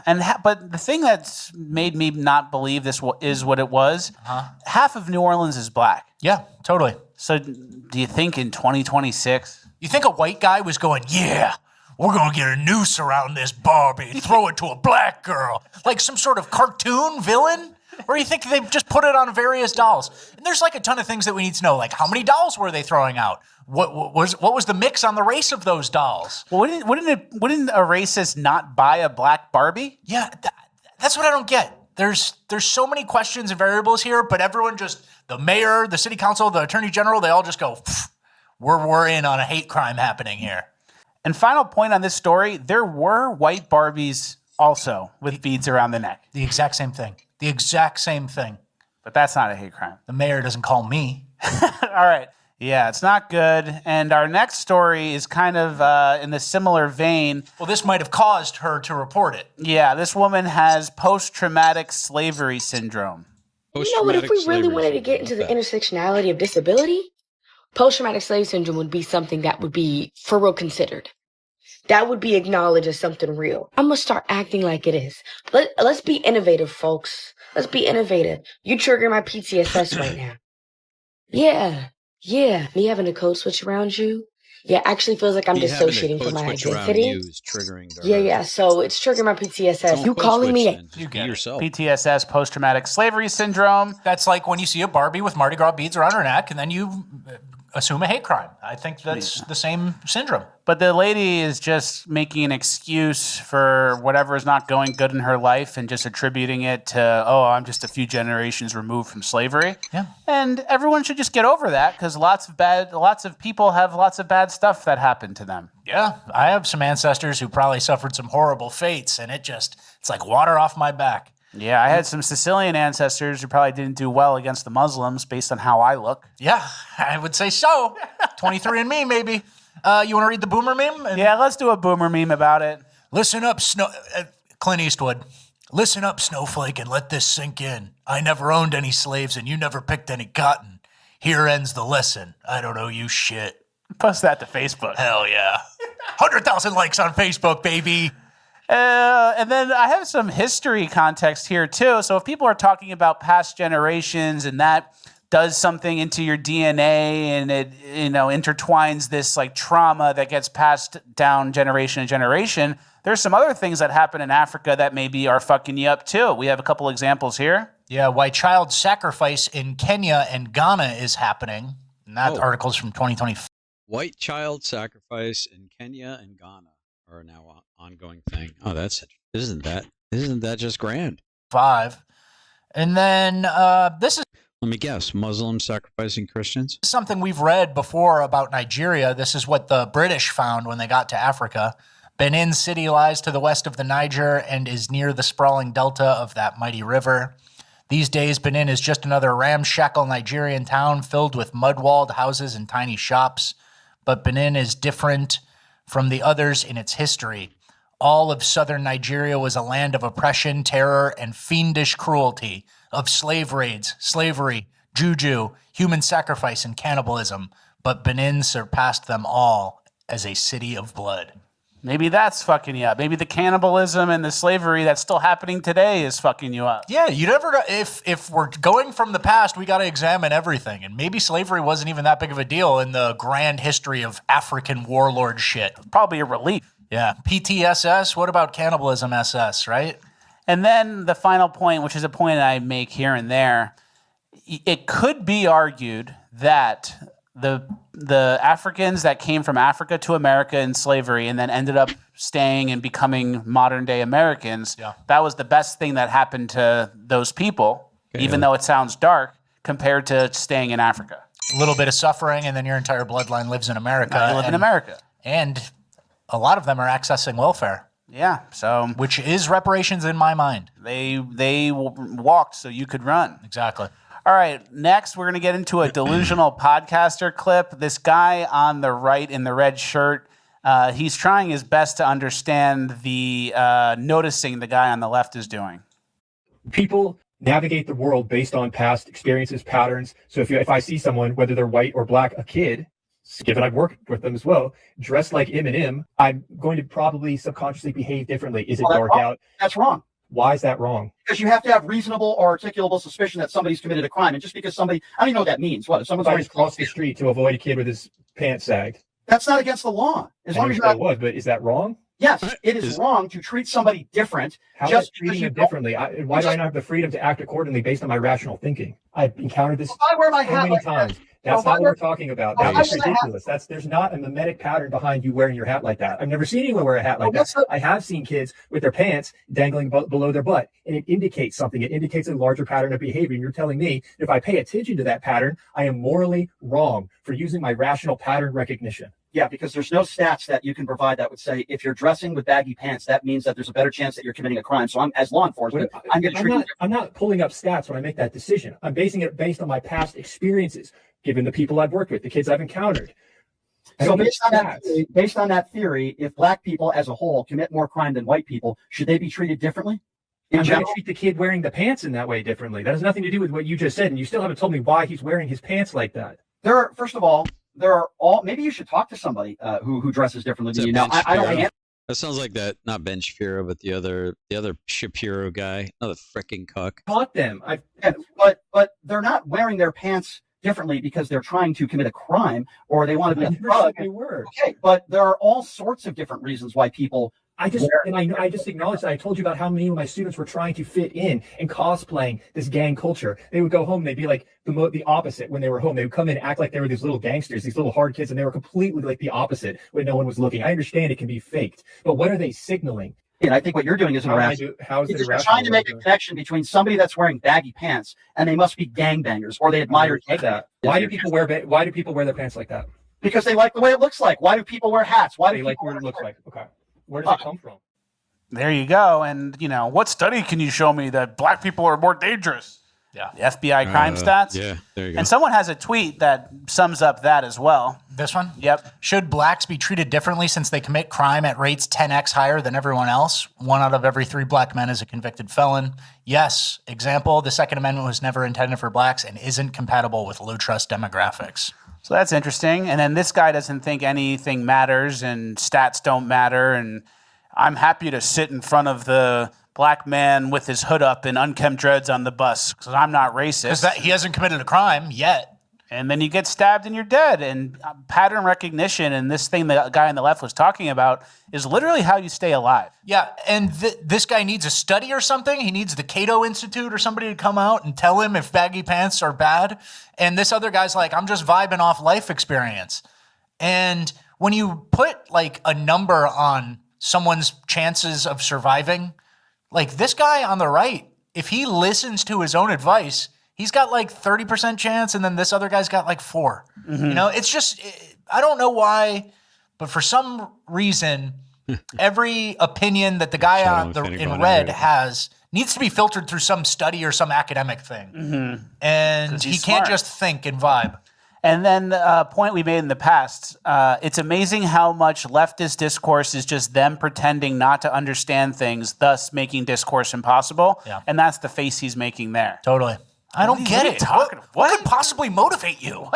What do you hate the people? You hate these people? You have to treat every single person exactly the same all the time. Whether it's a billionaire in a suit who pulled up in a car that you can't afford, or if it's some ghetto gangbanger kid with his hoodie tied up and like with his shiesty running up on you with his hands on his pants. You have to treat those guys the same because there's no statistics. It's so bad. Yeah, pussy shit. All right, let's go to our last clip of cringe. This woman comes out again. My pronouns are they, them, or at least that's what I share with people most often. But for this particular meeting, I will come out fully as saying that my pronouns are she, they, him. Now, I don't usually go into that because it becomes a quite interesting, delicate conversation about what it means to be a man, what it means to be a woman. And I get that. We don't have to listen to the bullshit. Jesus, lady, you're scaring us. But coming out again. So first coming out was they, them pronouns, and then you come out again from they, them to she, they, they, he. Yeah, there's a second hidden identity that she could only reveal at the public hearing on public schools or whatever the fuck it was. Yeah, now everyone has to listen to her at that town hall or whatever. It's like a Pokemon. She keeps evolving. Oh, yeah. Who knows what she'll be in 2028. All right, well, that's the end of cringe. We're now moving on to Urban Decay. All right, our first story for Urban Decay. Remember a few weeks ago we were talking about, we made that point how white people say, let's take this outside, and other groups don't do that? White people respect the venue before getting into fisticuffs, right? Exactly. And then in the example I gave, I said, black people don't do that. They'll hit you with the bowling ball. Yep. Well, that ended up happening. There you go, hitting the head with the bowling ball. Just like I said, unfortunately, I kind of spoke that into existence. Yeah, and I don't know if you spoke it into existence because we have seen it before. That'll happen again and again and again. But there was another thing I spoke into existence. Remember I said when I was a kid watching the ice skaters, I wanted them to fall and get cut in the face with the skate? Yeah. That happened in speed skating, unfortunately. Yep. Uh-oh. So I'm going to stop that maybe a little more. You're too powerful, dude. You're too powerful. Maybe all my shit coins go to the moon. Yeah, all right. Or whatever. Give it up, brother. All right, next, a funny name. I don't know. This might be old, but I've never seen it. It is old. The headline is O-Block Switchion was arrested for a possession of a Glock with a switch and a silencer and other charges. So his name is O-Block Switchion, and then Stone Toss Comics said, J.K. Rowling naming a black person. So. If that's your name, you're destined. Yeah. Well, O-Block in Chicago is like a famous thing. So he was named after the ghetto or the projects, basically. And Switchion, I don't know. Maybe it's a parody. It could be. All right, let's go to our next story. These stories are kind of dark. We have some like bad things that people did to kids. Yeah. Loving, goofy toddler 3 died painful death after her mother let new boyfriend move into family home. And guys, just these pictures, this picture here, like the girl with the mom, and then the black guy who for some reason this white mom let into her house, and her dead daughter now. Sad. So I'm going to read from the article. I know this is difficult. This is like ugly stuff. But she was found unresponsive at 12 p.m. Thursday after she was brutally beaten by her mother's boyfriend, Gerald Coombs. Coombs admitted to detectives that he bound the toddler's hands with a robe tie and her legs with painter's tape at the Citra home. So yeah, the 32-year-old claimed he had restrained Paisley to keep her from reaching into her diaper the night before. The defenseless child was bound, and Coombs said he picked her up and dropped her on the floor. It was then that Paisley began gasping for air, and he started striking the toddler multiple times. And then finally, there's always this part in a crime where you do it and then you don't get help quick enough because you're like, I did it. I'm a retarded person. And it says, just before 11 a.m., Coombs let Paisley's mom know that the child wasn't responding, according to the sheriff's office. But it wasn't until around 40 minutes later that a 911 call was made. You got that, bro? Not good. So they're kind of like, he knows he did something bad. And I just don't get this. Like, obviously this guy's scum. The woman is scum. She has no idea who she's letting into her house. I think he has a history of abuse.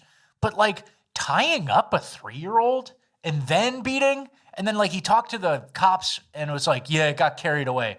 It's like, in what world is tying up a child ever a thing? It's like different species almost, this guy from the rest of society, right? Tying up a child? Not good. At what point has that ever like crossed your mind? We have another example in our next story, and this section is what we mentioned in the intro about unjust sentences from the judges. So this woman hot glued a child to a chair at a daycare facility she was working a child at. to a chair. Williams is serving a 10-day jail sentence after pleading guilty to misdemeanor child abuse and contributing to the delinquency of a juvenile. Documents show a 3-year-old wouldn't sit in their chair. Williams used a hot glue gun to put glue on the seat and then sat the child on the chair, resulting in second-degree burns on the child's upper thighs. On the child. Advocates say this case raises bigger questions about child care oversight and safety. 10 days. Is that adult going to learn a lesson? Absolutely not. We need better people in charge. So 10 days in jail. So after a week or so, she'll probably learn her lesson that as a daycare worker, you shouldn't hot glue kids to their seats. No one told her that on orientation day. So 10 days sounds like more than enough. And you see the vacant stare in her stupid eyes. And again, another 3-year-old. Do you know what a 3-year-old looks like? Like you would you would never harm a 3-year-old ever. Like even if they upset you, you would say, that's okay. I know you don't know any better. Hot glue gun, fucking animal. 10 days in jail, she'll be rehabilitated and shit. Yeah. And if this is an obvious point, but if it was a white teacher who hot glued a black student, the world would burn. And it's proof that people don't hate racism. They just hate white people. Yeah. And that's why this story is getting no attention. There's another guy who's getting probation for what he did. A Las Vegas man who beat a 1-year-old to death has received no jail time. Christian Moniz Rubino was sentenced to probation for the death of 17-month-old Kai Tesoro, who suffered fatal injuries while in his care. Prosecutors said Kai was rushed to hospital in June after being found unresponsive. Doctors reported severe head trauma, bruising, and broken bones. They said the injuries were consistent with abuse, not an accident. Rubino initially told... So he gets probation. And I remember, like, we're always comparing and contrasting these incidents. And there's constantly, like, every year there's a child who gets left in a hot car on accident. Tired mom, tired dad. I don't know if it's intentional or not, stuff like that. And they try to get you in jail for like 25 years. You make the worst mistake of your life and they try to gut you for like a life sentence almost. In what world can you get probation for a clear abusing a child to death? 3 cases, 1 week, all minorities on white people, except the first one. We don't know about that, but I kind of assume it is at this point.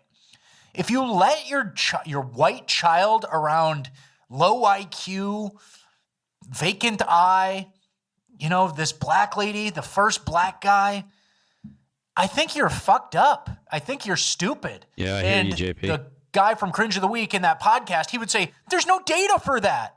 And then you, a guy who lived life and paid attention to news stories or watched this podcast, would go, I'm not listening to you. I'm going to do what's best for my kids. There's a grandmother who I have access to. I'm dropping my kids off there. She's very sweet. She cooks for them, you know? These big testosterone women, it's fucking unbelievable. Yeah, not good. And we have another example here of a bad prison sentence. This guy raped and strangled his therapist and he's getting 6 months instead of the 20 years they wanted. Yeah, Tavari Pearson hit his therapist with a rock to the head, strangled her, raped her, and then dumped her in a ditch. Prosecutors were seeking 20 years. Judge Bayou gave him 6 months. And if you can see, she's wearing a Black Lives Matter pin in that picture. She's got the BLM pin. Yeah, and then here's more on him. Since his release, he reoffended 21 times. Back behind bars. Pearson is currently back behind bars just months after his release on probation. He was indicted for a string of car thefts and burglaries. Though the new indictment is only 8 counts, court records show Pearson allegedly committed 21 separate crimes between September and November 2025. So he did how many? 21? Yeah. 21 crimes between September and November of 2025, like 2 months. He was on a spree. 21 crimes, and then now he's getting 6 months instead of 20 years. And then there's a certain type of lawlessness when you try to rape someone, smash someone with a rock, and then you're stealing cars. It's like every crime. You're open to every crime. It's not like I'm just a shoplifter. Yeah, it's like the world, I'm not for the world. I will do everything. And we have some context here. Mimetic Sisyphus made some great points. He was focused on this story. It gets better. He was out on probation and was caught with a stolen car and a stolen handgun. The gun was stolen out of the car that was stolen sometime last year. So it's like there's a thread to all these crimes to pull. Surprise, violent rapist commits more crimes when not placed in jail / pine box, a.k.a. death penalty. Get your ball, Shadow. And Get your ball. Here, Mimetic Sisyphus is talking about this, but I'll read it. The initial crime that we were talking about, where he bludgeoned a therapist and threw her in a ravine, she ended up surviving. But the victim was working at Spring Mountain Youth Camp, a county-run facility for juvenile offenders, when the 15-year-old Tavari Pearson attacked her in May 2022. Court records described her. I just say, it's one of those things where it's kind of at your own risk. Horrific assault during an outdoor counseling session where Pearson pushed the therapist to the ground, pinned her hands, punched her repeatedly, hit her with a rock, all that stuff we just mentioned.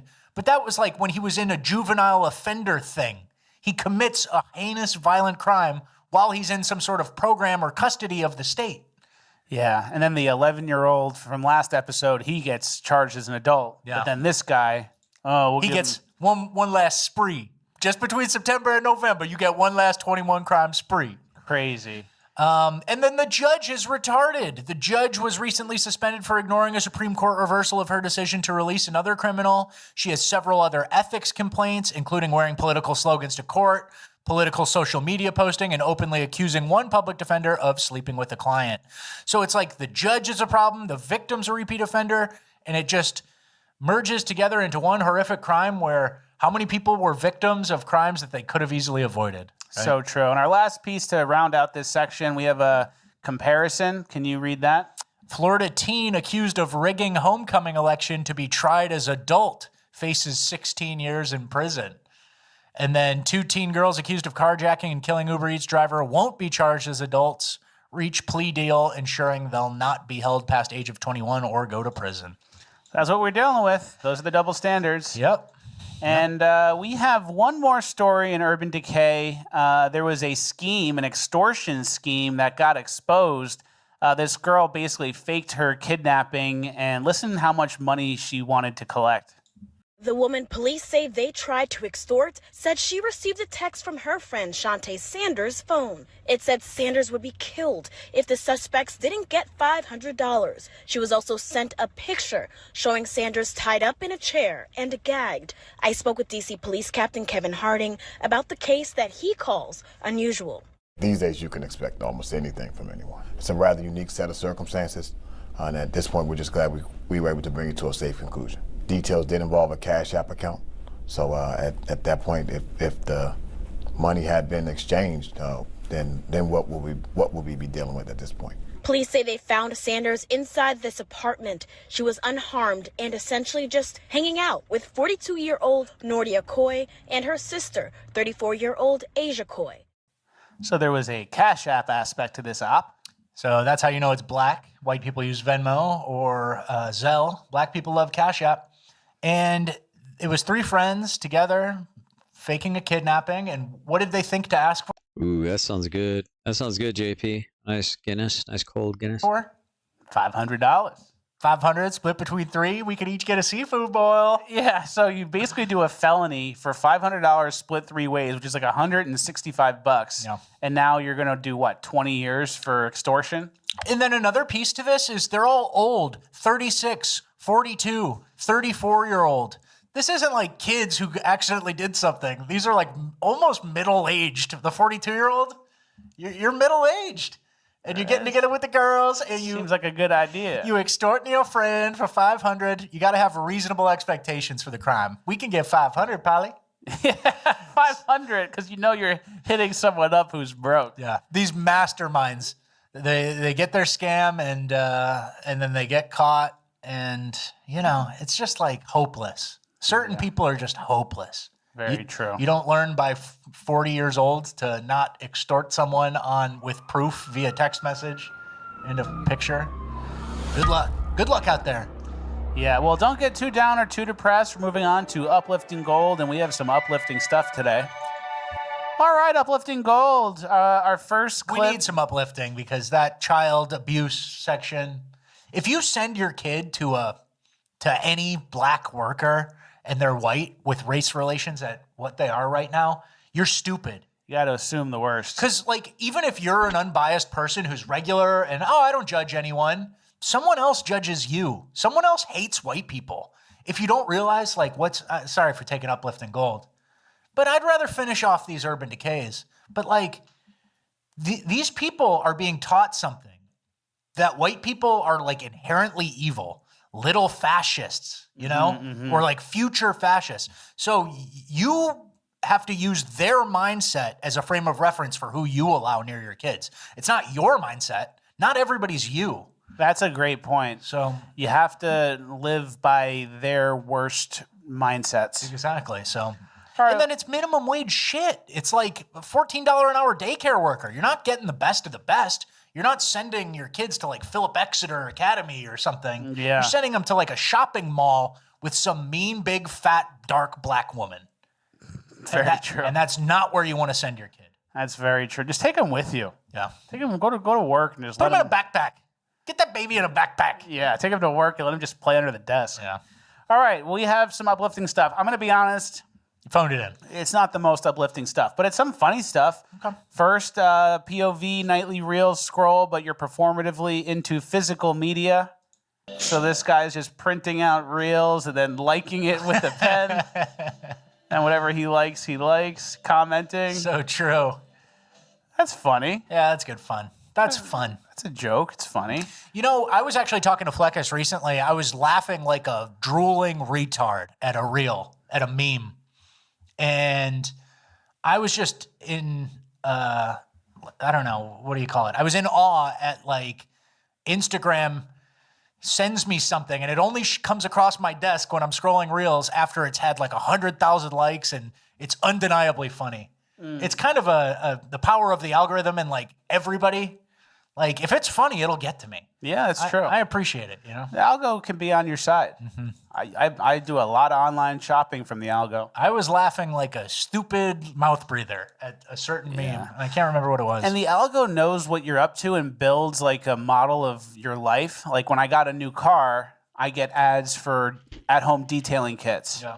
And then after that, I get ads for microfiber towels. And then after that, I get ads for a car cover. Yeah. And I hit all of them. Yeah, totally. All right, next, this is uplifting. A man rescues a pig and then makes the pig his friend for life. So he has the pig, he takes him around. This is in Japan or something. And he rides him. Isn't this cool? Are you getting one-shotted by AI or? It's like a little rhino almost. Yeah. And he goes up the stairs with him and he lives in the city. I don't know about this. It looks good. What if these people taking pictures? That's true. And he trains him. He knows. This guy's like a friend. Yeah. He does paw. Give me paw. So that's uplifting. All right. Yeah. I like it. All right. This next uplifting clip is shout out from Maxime Ancelot. I need more lifelink in this deck. It's a fun deck though. Let me see. Are you letting Shadow up? Thank you, baby. Am I yelling? Yeah, because I got these headsets on. I'm talking really loud. Sorry, guys. I'm screaming at y'all. I need more ways to gain life. So what do I have that's a life link? I mean, I do have 4 sheltered by ghosts. I mean, that would be nice if I could have got those. This guy, I don't know. This guy's not really doing it for me. I think maybe, yeah, maybe I'll just add 2 more of those. That way I'm not losing the life for that. Let's say done. Let's just go with this. Let's see how this works. All right, try this. He is in a restaurant and he shouts us out. Oh, guys, listen to this. Fake as Talks, best news podcast of all time. And he on Twitter he wrote he makes his workers listen to the show, whether they like it or not. Where's this guy from? I don't know. It sounds Italian What or kind something. of accent was that? Well, maybe, thank you. Maybe Eastern European or That's something. what I thought. I thought Slav type. Hey, that looks good. Shout out to the Slavs. Very cool. And our last clip of the show is our Pure Americana clip of the week. This taxi driver does not want to pick up this guy from the casino. A fat, drunk, retard gambler. Does he have money to pay for a cab? I mean, we got to check to make sure he has money before he gets in. I'm not going to be the one that spends an hour with the cops dealing with this guy. You know? Hey, you're paying for the cab. I'll tell you over there. You got money? Yeah, I got money. Let's see your money. Let's see if you got money. You got to show him your money. Oh, you fat fuck. Ouch. All right, we get it. And he pulls out something. A debit card. He's got shit on his face. He's sloppy fat. He sits in the front seat with the taxi. So fat. And you ever see someone so banged up and so fat that you lock in on your diet because you saw this? Yeah. That's what I think I'm going to have to do. It do be like that. Yeah. Well, that's the end of the episode. No shout outs today. I just couldn't do it. I get that. This happens every time. We do shout outs. A little bit. And then it gets crazy. And then we go back to 0. And then we do a little bit for, special selections. And then it gets crazy again. There's too many people. There's too many birthdays. Yeah. Everyone has a birthday. So true. But we'll bring them back on Tuesday. And if you missed a shout out today, it'll come Tuesday. And then someone is watching this and we're like, there's too many birthdays. And their birthday is February 27th. And they're like, watch till the end.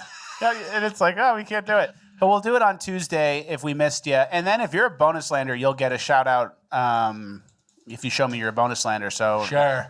If you guys really want to get that shout out, just sign up for Bonus Land, where you'll get a 30-minute episode that drops tomorrow. And then I'll give you your shout out too. And that's actually a good deal. Cool. Well, that's the end of the episode. Thank you guys for watching all the way through. Like, share, subscribe, all the good stuff. FleckisTalks.com for a 30-minute bonus land dropping tomorrow. We also dropped one on Wednesday. So there's an hour of extra content this week, an hour of extra. All right, y'all. We'll catch you guys all on the next one. I'm going to do a show tonight, probably at 9 p.m. And we'll see you tonight.